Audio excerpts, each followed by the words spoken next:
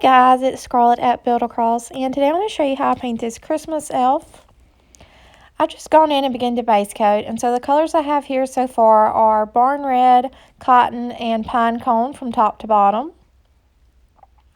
And I am using a number 12 flat to base coat.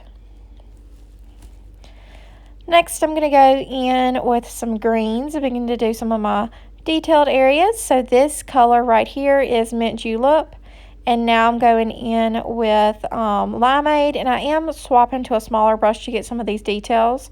So I'm going in again with Evergreen here, and I'm using a number 6 round for all these smaller areas.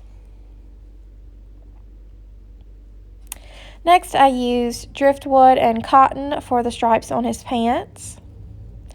And I also went in with Driftwood for his buttons.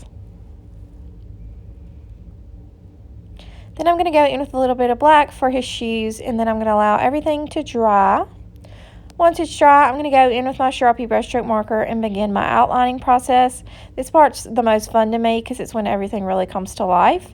And I am using the Sharpie brushstroke marker, so it actually is very easy. If you wanted to go in with a paintbrush, you could, and I would recommend a number 4 round and just some acrylic black paint.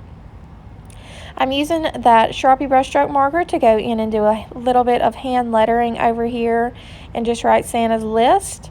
And now if you wanted to, you could go in and write your grandchildren or children's names on it if you wanted to. And then I'm just highlighting all my white areas with a little bit of the color Cotton. Driftwood, not Cotton.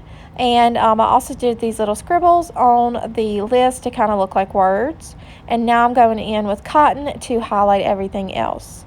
And then that will be it. So I really hope you guys enjoy this video and have a wonderful day.